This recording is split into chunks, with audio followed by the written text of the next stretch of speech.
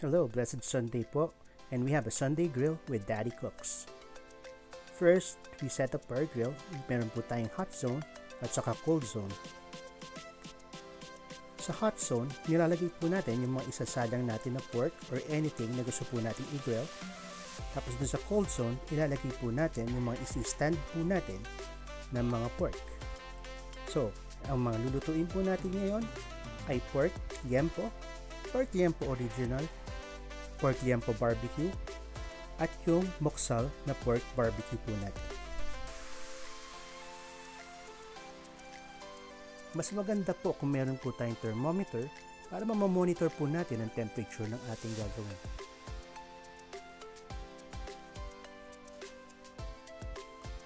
My favorite weapon of choice is ang close grill kasi nakakapagawa tayo ng magandang mga grill dito at saka pagka-close po natin siya para po tayong may oven kung saan napapalambot po natin at nate-tenderize ang meat and it retains the smoke flavor dun sa ating ginagawa sa barbecue.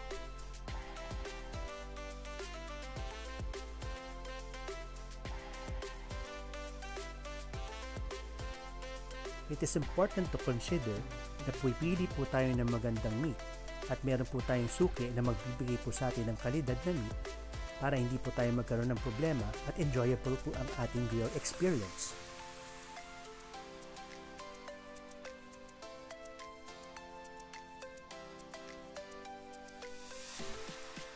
Isang magandang factor din po dito ang practice para magkaroon po tayo ng experience sa pagpapaningas, sa pag-prepare ng ingredients at saka sa paggawa po ng ating mga grills. Yan po ang ating moksal. Tinimplahan po natin siya at ginagawa po natin siya per batch.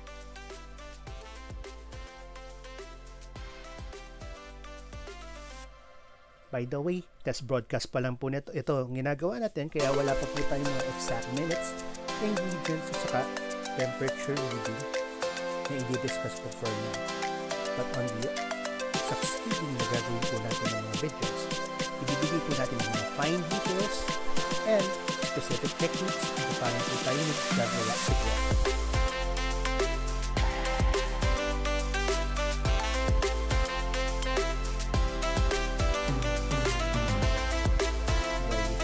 This is our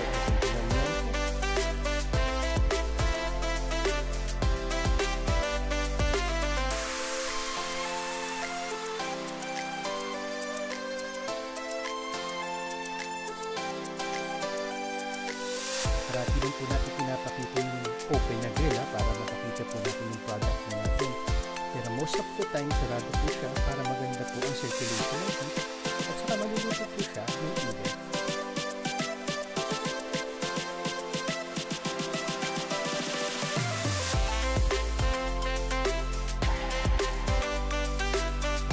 Break them all. Yeah, meron po tayong Sunday meal para po sa family. Meron po tayong liempo at saka moksal, yung mga kain po natin with our